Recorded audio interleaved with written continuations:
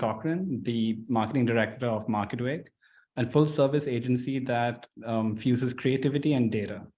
He is also the owner of Richmond Sport, golf clothing and art company, and is also an artist and designer for binlikesturtles.com. Welcome to the show, Bin. Oh man, I appreciate it so much. And again, thank you for having me. This is super exciting. I got a chance to look at some of your past podcasts. I'm excited to be here. So again, thank you so much. Thanks. I hope I did justice to the intro itself, but I think you can, thank you. I think you can do a bit more here, because the first question is, who exactly is Bin and what was the history behind the person you are today, technically? I mean, great question. Obviously, we can go super deep into some of that stuff, but keeping this a little bit more higher level. I live in Atlanta, Georgia. I started kind of my career. I was always one of those kids who was working constantly, even throughout college. So I worked in restaurants in different places, just kind of fell in love with it. After college, I really stepped into more of a sales role. I looked at, what skills could I learn? I noticed sales was something I really wanted to learn and just have that kind of as a tool in my toolkit. So went into pharmaceutical sales. It was intense. I worked for this wonderful company called Tri-Pharma. They're incredible. Worked there for a while, started selling pharmaceuticals to VAs, Air Force bases, pretty much anywhere. Really learned the skill of sales. From there, I jumped over to a technology company called Insightpool. That company did influencer marketing software. So I still was building out sales teams, but I started getting a taste for marketing. And it was really, really interesting on that side. They ended up having a very successful exit. They got sold to Trendkite, who got sold to Cision. So during that time, I started a lot of conversations with the owner of Marketwake. Her name's Brooke. She's incredible. She's the CEO and the founder. She was the CEO of a different company called Kevi. And while we were kind of making that acquisition away from Insightpool, she kind of pulled me aside and said, "Hey, I'm building this agency called Marketwake. I think they were about a year old at that time." She's like, "I would love for you to join. You got some skills. I want to teach you on the marketing side of things." So I jumped over there in 2017 and immediately fell in love. Like, marketing just completely caught my eye. I went from calling people on a daily basis, doing 100 calls a day, if I was doing well, let's say 50 to 60. So calling people every day. And then I noticed, okay, I can make sales, I could build relationships, but in the marketing side, I had the ability to kind of reach a much more wide set of people. So instead of saying, okay, I'm calling and talking to 50 people a day, I could run ads that reached millions of people. So it became somewhat addictive in that sense. There's also some gamification aspect of it. So then we started offering paid media. We offered SEO, we offered email, and SEO was one of those things that immediately caught my attention. And I think the reason being is, in sales, you're calling people to make the sale, right? In SEO, people are already searching for your product. Like, it just seemed much more of a easier sell. And maybe that's some lazy tendencies I have, where I'm like, hey, people are typing in my stuff. Why am I not showing up? So immediately lean into the SEO portion of it. We built out that company over the last 5 years. We do 3 different offerings. We do website builds, which is so important to SEO, build you a very technically sound website that performs really well. I lead all the marketing efforts, so paid media, SEO, social, email, and really I just got the best team ever. Like, they do majority of the work. And then we got a RevOps department, and that department does Salesforce and HubSpot implementations. And the way we looked at Marketwake was, we want to run killer ads and marketing campaigns and SEO. We want to drive them to a website that converts really well. And then we want to be able to defend or show our results with RevOps department. So we've been doing that for I've been here 5 years. The company's right around 6 years. We've grown crazy. When I first started, I think I had 5 or 6 people. We are up to about 60 now. Full staff, full-time employees. It's been incredible. We're in Atlanta, Georgia, best team in the world. Lose a client, which is really awesome. So that's been very, very fun. I probably spend 85% of my time doing Marketwake stuff. During the work hours, it's 100%. I noticed was, me and my friends started golfing a lot. So we were looking at some really cool data points that said golfers increased a ton during COVID. So a lot of people were stuck in house on COVID. A lot of people started golfing. So I decided, okay, I have all these really unique marketing skills. Let's put these into practice. And again, Brooke, our CEO, she was the one who pulled me aside and said, hey, you should start your own business. Like, why not? You're working here, start a business. So we started Richmans Sports. Originally, we started selling golf t-shirts and hoodies. Reason being, I was like, hey, people sell golf polos, people sell golf equipment, but no one's really kind of targeting just like the leisure wear, where I'm not golfing, I'm going to be outside, or I'm going to be at my house. Let's wear some golf stuff. So we did that. what I learned really quickly was margins on clothing is not very great. So we were like, hey, let's just test something out. NFTs became really important. Art became a big play. I love art. We'll talk about that in a second.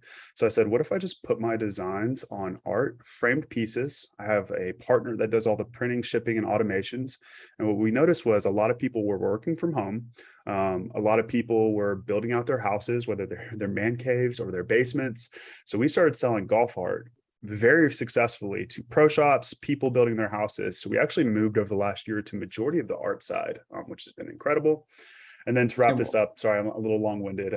No, I also I was going to art. ask also, was that, would you say that in the golf clothing shop itself, no, the Richmond Sport, would you have more sales in art now than compared to the actual clothing line? Yeah, a lot more. And I think there's two reasons. One is there's not a lot of competition. Like not many people are selling golf art. It's very niche. Yeah. And the other side is one, we have really good designers. I do some of the designs, but I also got a great team of designers. On my side, what I noticed was, I'm a marketer. I'm always looking at how do I acquire customers? What's the cost of acquisition? What's my margin behind those products? If I sold a $30 t-shirt and it cost me $10 to $15 to make and print and ship, and I had to acquire a customer for like $10 on ads or SEO and say, oh, I only have $5 of revenue versus a $100 art piece. I could acquire customers for about the same price. It cost me less to make. So the margins were much better, a little bit more niche. I started working with influencers, doing SEO and paid media, and that's definitely been more of a successful route. But again, I will say I spend more time on the Marketwake side. We definitely do more revenue on the Marketwake side. I wanted to create a automated business, as little work as possible on the Richmond side. I know that kind of sounds lazy, but it was like, it's how I want to operate. I want a business that brings me in money. I think that's how it works, right? You have something that can still bring you in money while you focus on other stuff. Yeah. And there's some people who are just like, I want to take over the world. I want to have 20 skyscrapers. I want my business to just be the next Amazon. For Richmond Sports, I was not that as much. It was like, hey, I just want to, ability to pay a majority of my bills through that. And it's just been super, super fun. And also take part in some artwork that you enjoy making every time. Yeah. And it's just, I've always done art since I was a kid. I've worked with some big musicians and done album covers. I worked for some big brands and doing, water bottles or anything like that, just doing cool designs. And I was like, hey, let's, I got all these cool marketing skills that Marketwake blessed me with. Let's apply that to something I can make. And it's been super fun. And the other note on that, because I lead marketing at Marketwake, I have a great team. It kind of kept my tools sharp. It was like, hey, I'm marketing. If I'm talking to my social media team, I'm helping run my own social media team. Or if I'm talking to my paid media team, I'm running my own Google ads. I'm running my own Facebook ads. So it allowed me to be a little bit more hands-on, where I couldn't be as much in my Marketwake job because I'm more of a leader and a manager than I was hands-on. I started hands-on, but as I progressed, I became more of a leader. Back in 2020, you said you had started off Richmond Sport, but how much has it grown since? Actually, on the Richmond side, I keep this as sole proprietorship, as minimal as possible. I have a lot of contractors, so I always contract things out. But majority of that is just purely me. I got a couple team members who I 1099, et cetera. But that's how I keep Richmond's. Marketwake, we're up to about 60 full-time employees, but Richmond's is going to be a little bit more on that contractor route. So I think the question that I'm going for is, how exactly did you plan to start Richmond, and how do you feel it can grow? Because if there was someone like me itself who wanted to start my own business, should I start hiring a bunch of people or do my best on my own and then contract it out? I don't want to be that guy who says it depends, but it really does. When I look at how we grew Marketwake, our product was our incredible people. What we offer is their brains. We just got the best team in the world. So we said, okay, we need to staff properly and hire just top tier talent, because who can run paid ads, who can do that. On the Richmond side, it was more or less, okay, how do I continue to offer really unique products? How do I do cool drops? So that's kind of been the progression on the Richmond side. But I will say on the agency side, if you're looking to start an agency, hire the best talent as soon as possible. Offer, pay above some of your competitors. Treat them really well, because at the end of the day, if you're an agency, your people are your product, and you got to make sure you're taking care of them at all costs. So that's kind of how we've scaled both those businesses. So let's say I have an interest in selling t-shirts that have graphic designs of artwork that I like, or artwork that I can at least commission from someone who can, provide this good art. Because let's say I don't know any art at all. if I were to start off my business itself, not knowing any of the back end work that goes into actually running a full-time business, one is how long it would take for me to actually get it up and running by itself, and how much of an investment technically did you put in for your business? Great question. And to preface this, first, I want to give advice that find someone who's done this before. Like if I didn't have Brooke to kind of guide me on certain things, it would have been very difficult. Granted, majority of the stuff you can find online. Like how do you start an LLC? How do you apply for that? How do you get an EIN? How do you start doing your own taxes? Like there's some great stuff. My recommendation is find someone who's done it and just bug them until they tell you how to do it. Or be like, hey, I want to take you to dinner, and then just hit them with questions. So that'd be first start. On a podcast might also work, right? Yeah, heck yeah. I mean, that's the best. I even tell some of my team members, I'm like, quit asking people to be their mentor. Sometimes that feels intimidating. If someone just reaches out to you on LinkedIn and is like, hey, I want you to mentor me. I'm like, just poke them with questions, and they're going to start liking to answer some of those questions. And then you build a relationship. So we did that a lot. But going back to your original question, I would say, when looking to start investment wise, if you're really looking to put a ton of money in, you can. I looked at it as how do I essentially take very little money and turn it into something special. So you can find a couple of different partners. So, I originally started working with one of those print on demand places, no cost to start. It was like, hey, you upload your stuff, they handle all of it, which was super easy, like no investment. The only investment on my side was really like the back end, like signing up with Shopify, applying for your LLC, like kind of some of that boring stuff. But, like, let's say I'm not a good designer because I did most of my designs. You can find awesome people on Upwork or Fiverr for very inexpensive.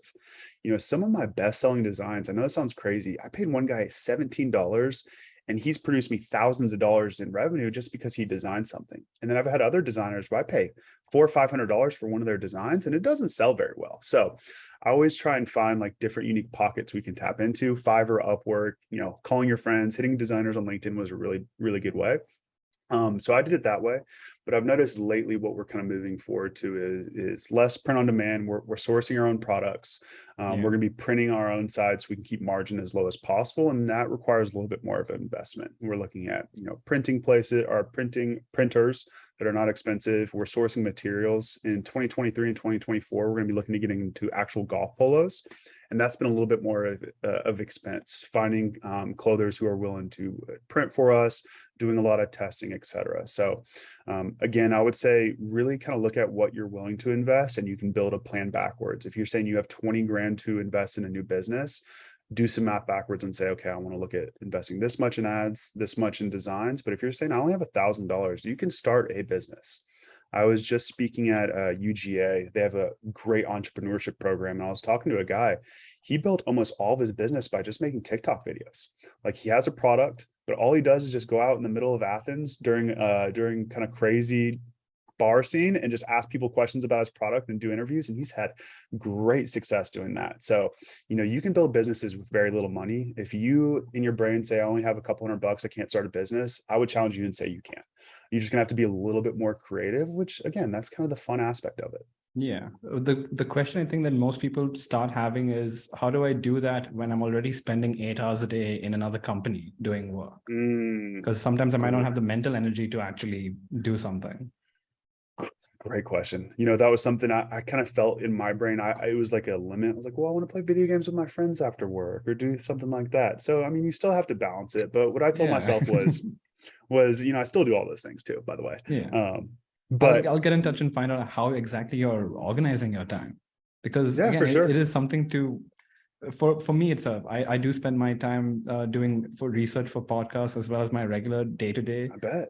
And then when it comes to like relaxing, it's like, oh no, I need to still take care of some things tomorrow, and I can't really relax in a way. And that guilt is sometimes hard. Like, I notice a lot of entrepreneurs who are very hard on themselves. That for me was never really an issue. I actually really enjoy my downtime, and it's easy for me to relax a little bit. Mine's more of the flip side of like, okay, let's go work, even though I want to chill and play Call of Duty with my friends, which is a lot of fun. But I would say, when looking at that specifically, my job, I had 8-9 hours a day was crushing that. I knew for me to be successful, I had to start dedicating time towards something else. It doesn't mean I couldn't be successful in Marketwake. I am. I love that place. Love it to death. But I said, okay, we're going to work 1 hour to 2 hours every night for a couple of weeks to get it going. And I'll be honest, on Richmond's, I probably spend 4 hours a week. That's it. Like very, very minimal. The first year, I spent a lot more, constantly working on it, staying up late. But once I kind of got the engine rolling, it became much more easier. So, there's a great book, 4 Hour Work Week. You can definitely check it out. But I think two things. One, you also reference mental energy. I cannot stress the importance of like exercising. Like that gives me energy. Working out, lifting weights, that gives, if I go 2 weeks without doing that, I notice my energy decline. So if you're staying healthy, taking your vitamins, getting enough sun, working out, lifting, and all those things, it makes it much easier. Your energy levels are a little bit higher. And again, find something that's interesting. You had a guest on one of your podcasts. I think his name was Chris, and he said, I look at my role as like playing a video game that brings me money. And I was like, ooh, I love that aspect of it. Yeah. And that's how I looked at it. It's like, hey, we're gamifying it. If I'm in control of my own life, I'm playing my own version of Grand Theft Auto or whatever, not so violent, but like, how do I make money? How do I gamify this? How do I do some fun stuff behind it? So that's the way I look at it. It makes it a lot easier. And then the other point he made was just find something that's enticing to you. It'd be very hard to work late at night if I didn't enjoy it. The art aspect, I love golfing with my friends. Like we make content, we do dumb stuff. It's super fun. That makes it a lot easier. And I know that sounds kind of cliche to say love what you do, but it is important. It really, really is. But then there's a line, right? So let's say you love what you do and you have your regular day-to-day job. And you spend your time doing that, and then you put in an extra effort to do what you love doing. Besides working out, let's say, how does one prevent burnout? Because even if you do love what you do, you're still gonna end up burning out if you keep doing that every day along with your other activities. 100% agree. There has to be an elevation of challenges, and really, if you do the same stuff every day, it's going to be hard. And like we notice that when we're managing our own employees, like if their role maintains the same for year over year, they're not going to be happy. You have to be challenging them. They have to be facing new and more difficult challenges. You also have to give them the freedom to be risky or mess up. So we notice that with ourselves. So it's just like you have to add diversity in challenges into your life, or just different things you're going after, because if you're doing the same thing, it becomes very, very difficult over time. So always looking at different opportunities, always testing new things. Going back to our marketing ideology, it's like, okay, are you A/B testing things? That keeps you on your toes a lot, and then facing new challenges make you feel that you are going up levels in that game, the video game, if you will, of our life. So you can kind of look back and say, okay, I've improved. This is worth something. I understand the why behind what we're doing. And I think that's another crucial point is, what's your purpose? Why are you doing it? That Simon Sinek book, I think I'm pronouncing it right. The importance of why, or start with why. Like, I do believe that is so important, where if you sit back and say, why am I working? Why am I doing this job? What am I striving for? Yeah, it makes it so much easier. If you don't have a why, you're like, oh, am I just a hamster in a hamster wheel? Yeah, I would get burnt out too. But if you're like, hey, I'm looking to provide a better family or a better life for my family, or I'm looking to accomplish something, I'm looking to change the lives of other individuals, like that gives you energy beyond just like working out. Like that gives your life a purpose. So that makes it easier to work really hard. It makes it easier to face those challenges, to have those difficult conversations. So my recommendation, someone told me this as well, sit with a pen and pad one day, literally take an hour and write down, what are you scared of? What do you want to accomplish in life? What do you love doing? Those couple bullet points, and you just actually writing those down allows you to build a path for what you want to do much easier. So if you feel like you're kind of in this reactive state, if you feel like one of those hamsters on a hamster wheel, take a step back, articulate in words what you're looking to accomplish. What are you scared of? What makes you happy? That helps you kind of build a better path for what you want to do next. And it gives you purpose behind what you're doing. Yeah, I think people can take it's kind of like a note from what people get from therapy anyway. Was the main part is it to just start journaling at least what's going on, and ask yourself some questions that you might figure out by yourself by just asking those questions out loud. Yeah. Oh my gosh, could not agree more. I think the journaling aspect, sorry to just hop in, is super important. Nice. I stumbled upon last year Marcus Aurelius's Meditations. Again, it's one of the most fascinating books in the world because you have a man who is an emperor who went through trauma. He lost most of his kids, went through the plague, but he journaled on a daily basis. And he never thought this book would be in 2022 in my Yeah. room right now. So like find people who also journaled to see like, okay, how are they talking to And themselves? how What are they they dealt thinking with it. about? Yeah, and how they dealt with it. And then you kind of put your problems in perspective. You're like, okay, I got to work an extra 2 hours. Marcus is dealing with 11 of his 14 kids who just passed away in a plague. You're like, all right, yeah, I can handle this. I can handle this. Yeah. I was Yeah, gonna yeah, for leave this sure. question for towards the end because it was more of a casual question, but we kind of touched on it now itself. There are ways you can get support from your friends, family, Mm. people you work with. But what would be your 3 books that you can recommend to people to read to help them either get out of a slump or continue on a drive to success? Love that question. You- Love it. I really do. Something I yeah. just told the entrepreneurship class at UGA. I was like, if you're not reading, you're going to fall behind. So I would say my 3 favorite books. Ooh, this is tricky. Marcus Aurelius Meditation. Love that book. I think Robert Greene's books, Laws of Human Nature or Power, are some of the most fascinating books. If you really want to be just a awesome marketer, you have to know that your skill sets are going to change. I was not talking about NFTs or TikTok 5 years ago, but human nature stays the same. So Robert Greene's Human Nature. And one book I found this year that I really, really like is Ryan Holiday's The Obstacle is the Way. It really puts things into perspective. The challenges in your life are actually beneficial. And once you kind of identify that, you become like a superhuman. You're like, oh, nothing can stop me. All these bad things are good. So I would say those 3. They're not as marketing centric, but they're human nature centric, which is marketing in turn. So Yeah, those are my it'll 3. still help Great out. question. There's a Yeah, part 2 for to it, sure. which is the 3 podcasts besides SEO on air that you would recommend as well. Oh, SEO on air all day. I like this is kind of tricky. My podcasts are a little bit different. I love comedic podcasts, so probably not the best person on this side. But I would say, yours, of course. This is a cliche answer. I love Joe Rogan's. Okay. I like some of the more celebrity ones, Armchair Experts and things like that. I love very comedic Gary ones Me, I too. guess. Yeah, for sure. Love all that stuff. I'm a big YouTuber. I live and breathe on YouTube. I'm on that all day. So, I like more of the YouTube content centric, but I would say, those are kind of my core ones. I kind of maybe missed this on my research itself, but I didn't know you actually had a podcast and run one itself.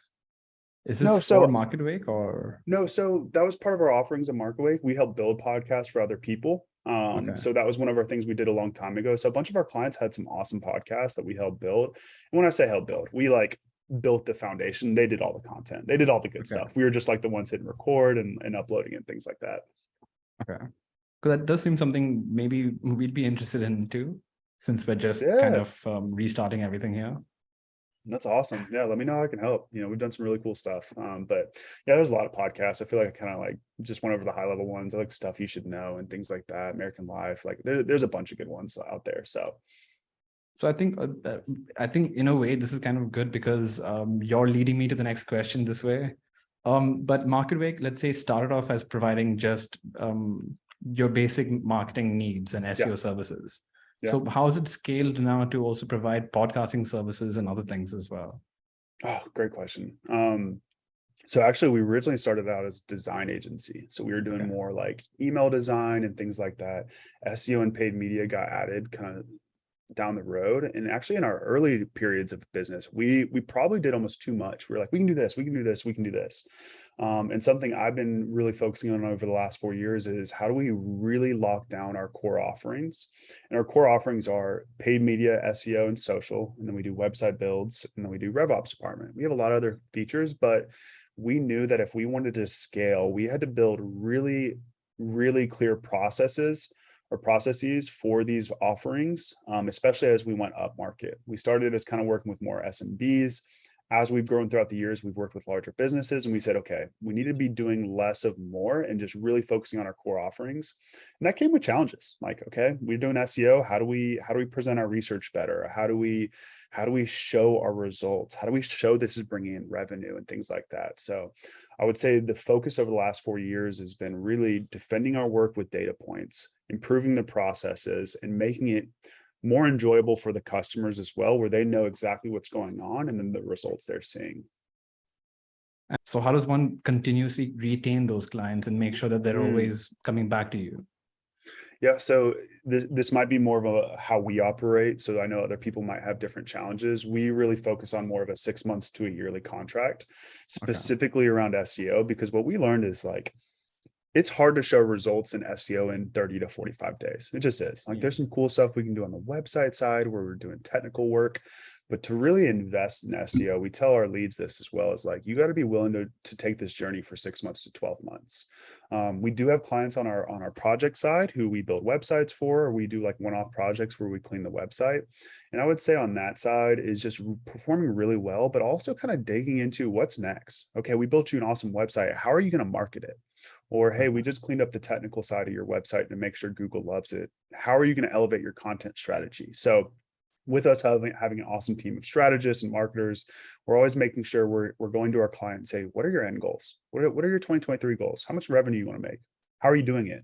And then we'll kind of identify gaps and say, okay, we can fill some of those. There's some we can't. We don't do influencer marketing. We don't do PR. We don't do events. We do it, but that's kind of how we work, is working backwards and saying, okay, you need this many MQLs, you need this many leads next year. You're currently at this. Here's where I think we can make up that delta, and then putting a plan together and putting it in front of them and saying, hey, let's do this. But if I, let's say, showed up and said, hey, I need SEO results within a month or two, and I'm willing to pay as long as you can get me the results, is it like a straight up no, or it's like, hey, listen, okay. Oh yeah. We're very picky with who we work with, which is just the greatest feeling ever. I've fired clients who are being mean to my team. We turned down business left and right. Bringing in leads has never been an issue for Marketwake. It sounds kind of arrogant, but it's been great. No. So we got to be very picky with who we work with. And we know within the sales process of, do they get marketing? Do they get what they're getting themselves into? If they're saying, hey, I want to see lead gen from SEO in 30 days, you're not the best buyer. That's like going into a Lexus dealership and saying, I want a Lexus, I want to pay $8,000 for it. And you're like, no, like that's you just clearly don't know what Lexus is. Yeah. But, if you want to read a great book, Never Split the Difference, don't split it. It's like, we don't do that. Makes it easier. Do you feel, I don't think it is your job to basically educate clients on how SEO works, but do you feel like sometimes it might help them out understand? Yeah. Like oh, great point.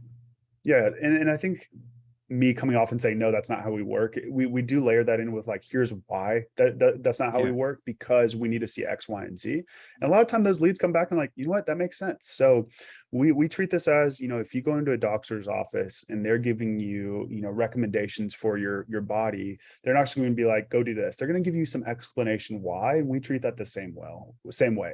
We say, when we're talking to a lead, we treat this as, you're giving me your issues. If we're a doctor, we're going to diagnose you with a plan, and we're going to put that plan into place. So a lot of times we have to educate, and SEO is kind of that esoteric topic where not too many people know what it is.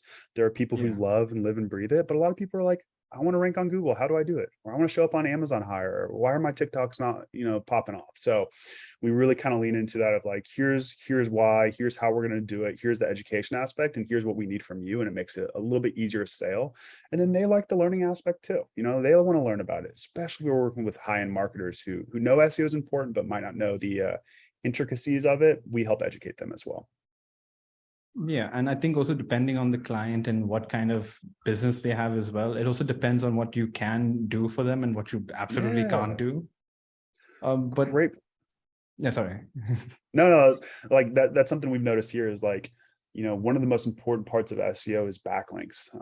And that is a difficult aspect of SEO. Like a lot of that needs to be done organically. So sometimes they're like, well, go get me 20 backlinks. And we're like, we have some partners who can help with that. We have some people, but there are other ways to do that better, whether we're creating content that is backlink worthy, whether we're working with a PR firm to help elevate our content, whether, we're doing a scholarship play, which is a strategy we love to put out there to say, hey, you want .edu backlinks?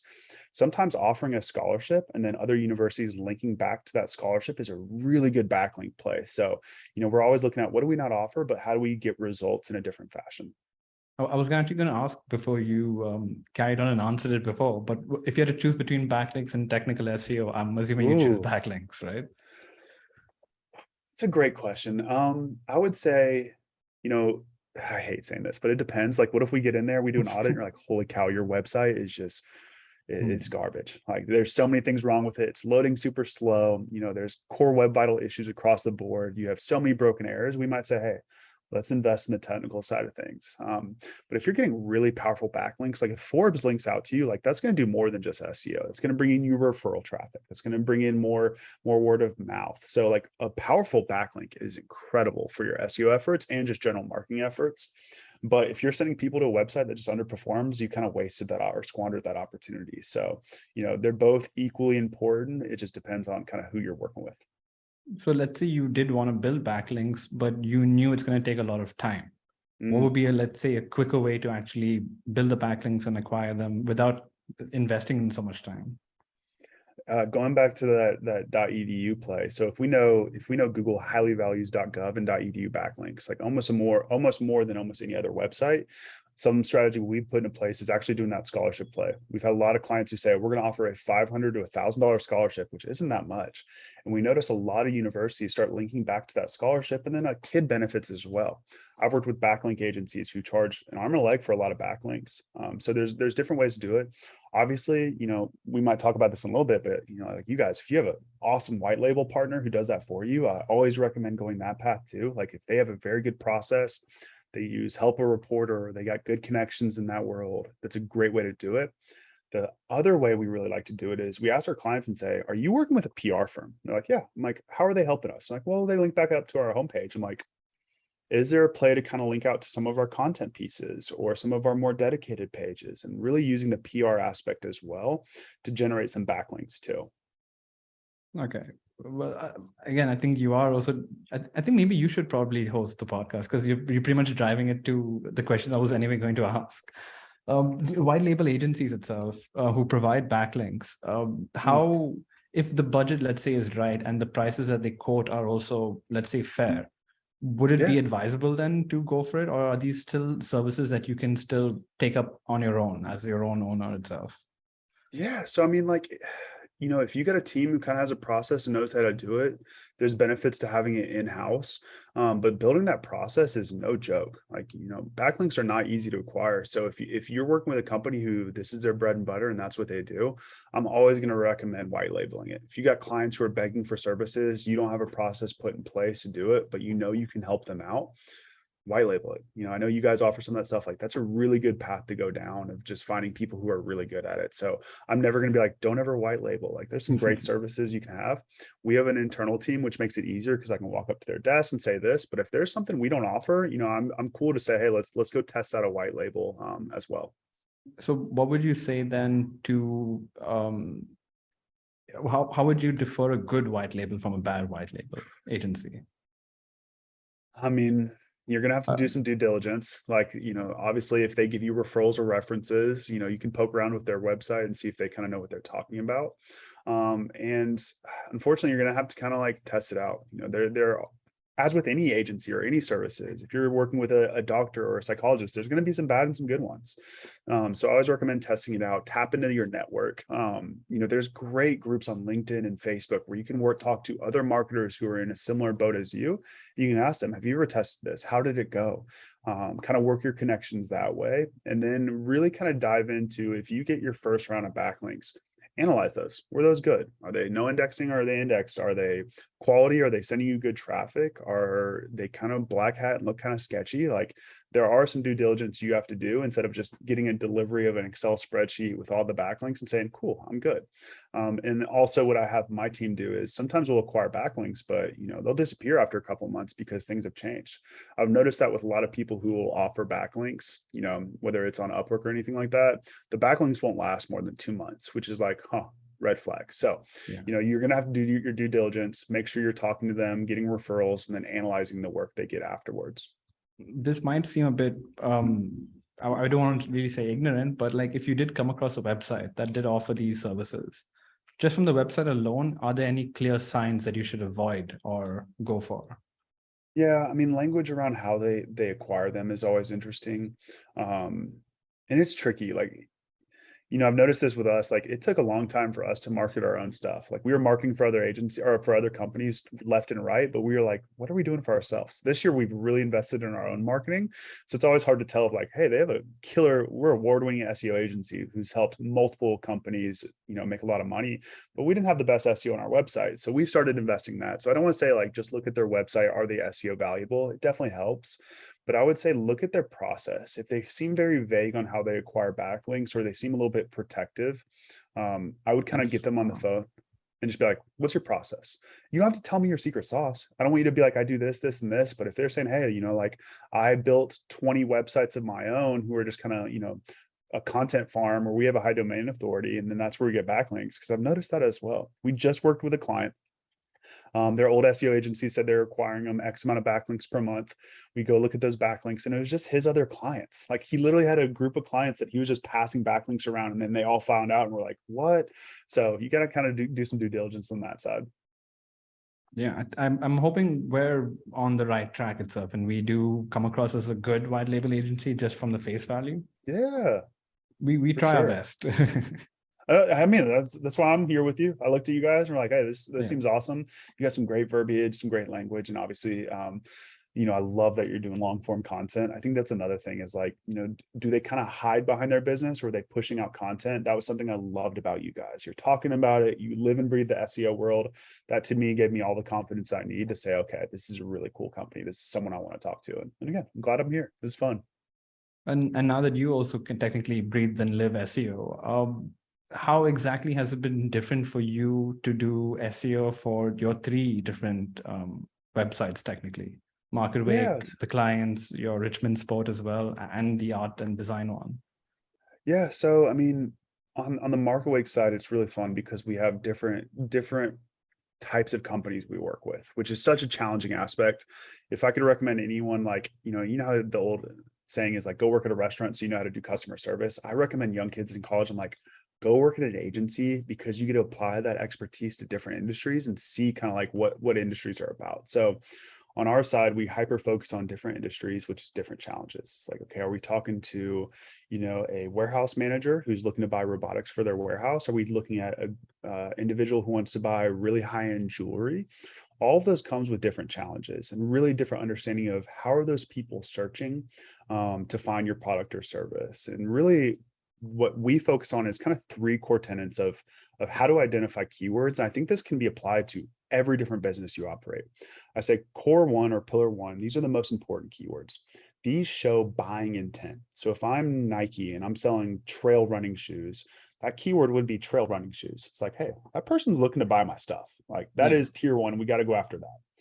Tier 2 is really my favorite type. This is where we're helping solve problems. And I think this is important for every aspect of your business is what are people typing in that they have a problem they're looking to solve that you guys can help solve. So one of my old clients, they offered a CFO software that helped automate, pulling in metrics like ARR and MRR. So we put out a content piece that is how to calculate ARR, like so popular, like this piece crushed it. And we noticed people were looking to solve their issue. They didn't even know that product existed. So they're saying, okay, how do I look at ARR? Boom, this company is helping me. Oh, and they have a tool that helps me do this.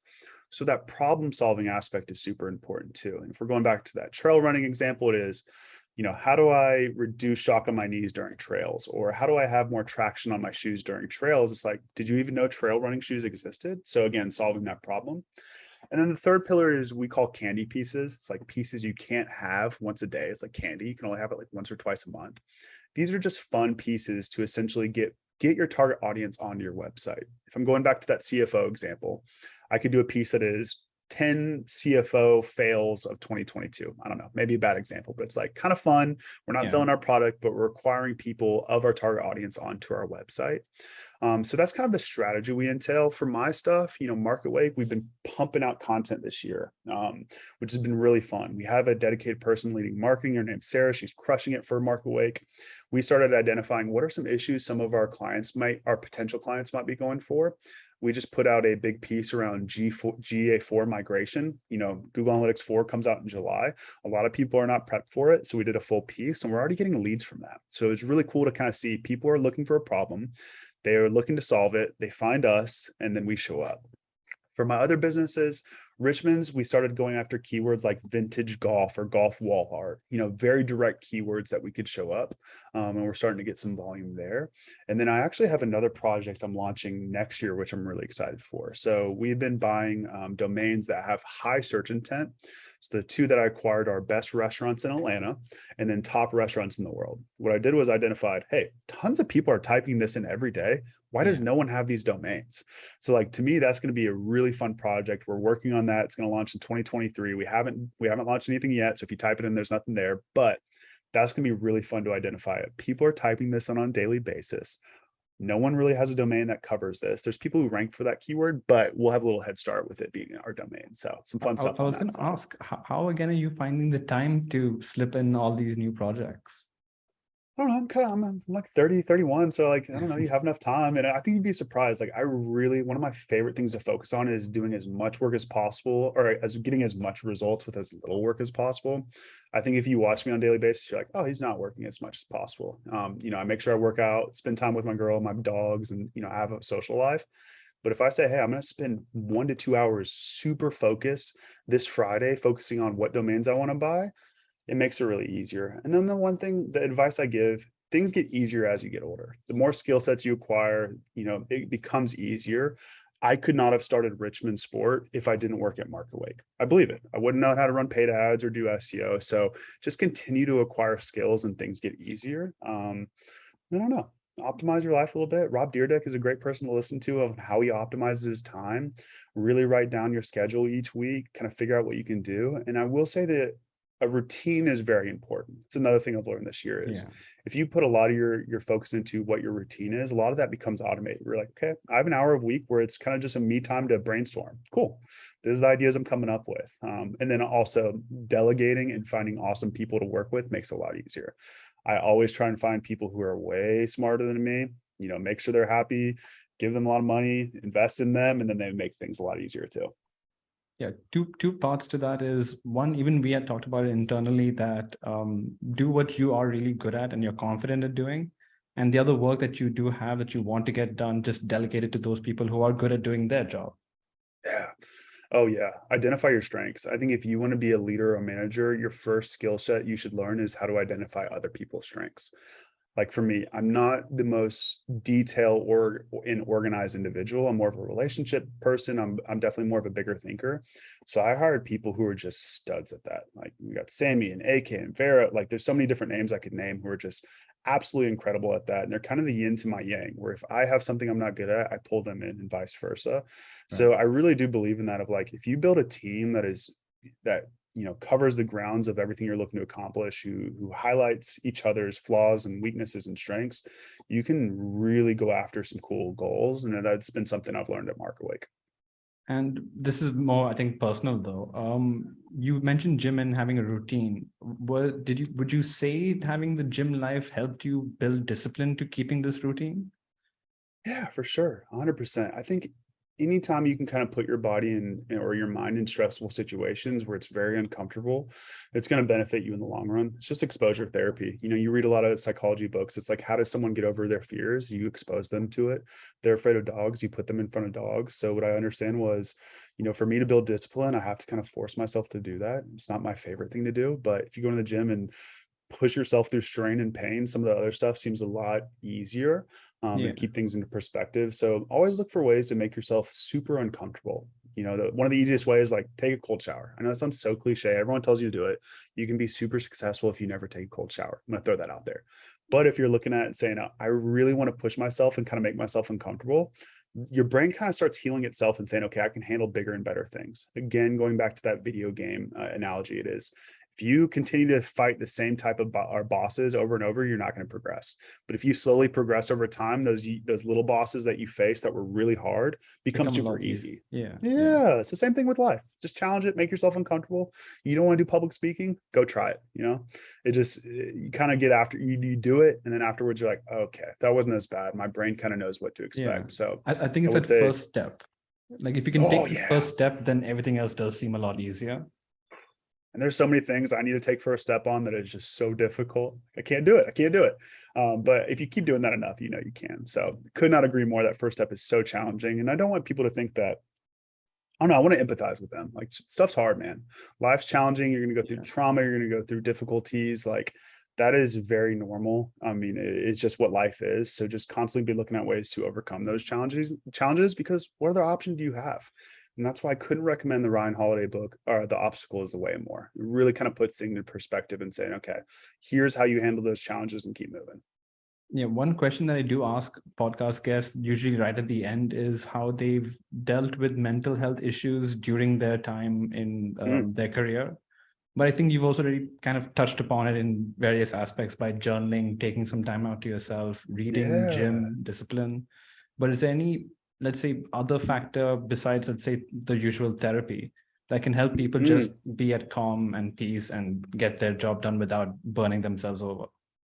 Man, I keep saying great question, but I'm just being honest. You asked some awesome questions. I really do appreciate that. I also have to mention, I think that's the best thing a host likes to hear is, oh, great question. I'm saying, oh, yes, thank you. They're incredible. I feel like every time you ask a question, I'm like, great question. But this one I think is so important. I think this one might be the most important aspect of your life because, life's hard, man. It really is. So, I think one of the most important things is, one, challenging yourself, finding a good group of people.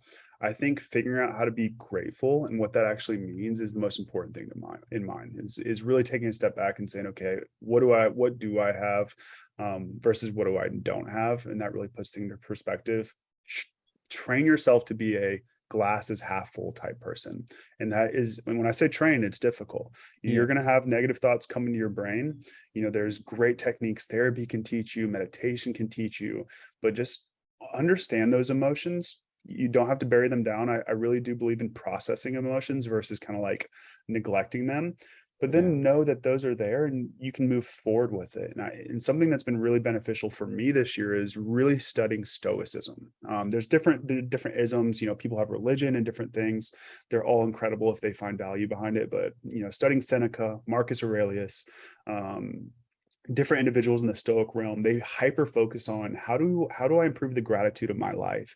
And again, going back to that Marcus Aurelius example, he's going through trauma, man. Like during the plague, he didn't want to be emperor. His brother died, his kids died, his wife died. He's dealing with all types of trauma. But you see how he's mentally handling this of saying, okay, I still have a good life to live, or I'm still here. I'm still able to move and breathe. Like these challenges are there for me. So if you kind of recalibrate your brain to understand certain things are good for you in those challenges, it makes it a lot easier. And the one thing I want to kind of put out there too is be careful what you put into your brain. Your brain's an operating system. And if you're feeding it bad programs, it's going to be hard. You really do have to take a look and say, am I spending too much time on TikTok? Like, is this providing me value? Like, what music am I listening to? I know that sounds very old man of me, and it definitely becomes more and more easy to understand as I get older. When I was a kid, I was like, Mom, what do you do? Tell me what to listen to. But you got to be somewhat careful. And then put good stuff in your brain, challenge yourself. And I can't stress enough, having good friends and family is so beneficial. Having someone to challenge you on your stuff, or if you call them up and say, I'm dealing with this, how do I help? Like that stuff's really, really important. And then obviously therapy and finding mentors is super helpful. So again, long-winded answer, but I can't stress that enough. I think that is also one thing that people do have to realize is that they have a support group. You just need to reach out every now and then and let them know that you're going through some stuff. Yeah. And that's so hard. I get it. That's going back to that first step. In a world where social media kind of shows you that everyone's doing well, just know they're not. Like, a lot of people are struggling with that. And I think more people would be surprised if you do reach out to individuals and say, here's what I'm struggling with. You're going to have to be somewhat vulnerable, but I'm telling you, that's going to pay off. It really, really is. In the long run, at least. Yeah. Like you might not see it in that's the first week, But then like at least later on, you'd be like, okay, cool. Now I know I have people to depend on and I can talk to them and count on them. Yeah. And again, you made a great point of like, this is a long game. There's a book Ryan Holiday wrote, it's called The Daily Stoic or anything like that, where like every day it's a paragraph of something to make your day beneficial. And I've noticed that reading that over the last 2 years, where it's just like a little bit of software getting put into my brain every single day, it's helped me kind of handle some different issues and different challenges. So again, find some knowledge that you can get from other people, put it in your brain on a daily basis, and you'll see over time it starts impacting things. Me and Brooke at Marketwake, we have a list of books we really enjoy. Again, we're like bookworms, where we'll share books with each other, we'll talk about it, and then we actually have a document that we give to some of our employees. We're like, hey, what do I read? Where do I start? So I got a great list of that, and I will say the two things. Well, actually, one thing, something I really like to do is pairing like with very deep or intense self-help books, business books. And I also do value escapism a lot. So if I read one or two books that are very heavy, whether it's like 12 Rules for Life or Never Split the Difference, I'm then going to hop over to Lord of the Rings or a Star Wars book, and then I'm going to hop back. So I do think kind of balancing that helps, where it's just not like, okay, reading's a chore, holy cow. Find some ways that you really, really enjoy it and kind of bounce back and forth. At least that's worked for me. It might not work for other people, but I'll happily send you that list. I think it might probably work because my initial job technically was being a proofreader. So I was reading throughout my entire, I was just reading every day, but it wasn't reading anything that till you start reading the same old thing every day. So I couldn't have personal time to read any book or anything that would just make me enjoy. Yeah. But then I got out of that, and then now I can actually really enjoy my books as long as I keep in my, the personal part of it. I can read my work books, and then I can read my fun books. Oh man, what a great example. And I get that for other people. If you're a designer or something like that, where you're doing that for 8 hours a day and you come back like, I don't want to do that. Like find something that really interests you. Something I told one of my friends who like really didn't like books. I was like, what do you like? He's like, I just love sports. I was like, cool, here are 2 books you might really like. And he leaned into that, whether it was like the Nike founder or other people's books. So I'm like, again, going back to what I talked about earlier, write down what interests you, what you don't like and what you do like. And then that can kind of help dictate those decisions and say, okay, I don't like reading, but I really like sports. Maybe that book will interest me, and boom, you're hooked and now you're reading. Yeah. Very insightful this entire call is, but I don't want to take up too much of your time. If you don't mind, there is one more topic technically that we have to talk about that is kind of unrelated to what we just spoke about. Yeah, I got time. We got another 10 minutes, I'd say. Paid ads versus organic itself. I personally feel organic is a great way to push forward your content because you don't have to put in that much exact investment as much. A mix of both is always healthy, but what would be your take? Ooh, one of my favorite questions, because that's what we offer at Marketwake. Like those are our bigger services, is paid media and SEO. One's not better than the other. And the way I look at this, if I'm going to look at this holistically, if page 1 of Google, let's just talk about Google paid ads, and then I got some other inputs. If page 1 of Google is a digital real estate play, not meta real estate, not like that kind of digital real estate, but like, what does page 1 of Google look like? If you're showing up on paid media, you're then showing up for SERPs or snippets, or people also ask, you're then showing up organically, and you got a Google business profile. Like as a consumer, I go, they're legit. So I do think, having those work together is super important. And I'll give you some other examples. Something we do really well with, Nicole leads our team over at Marketwake. They're so good.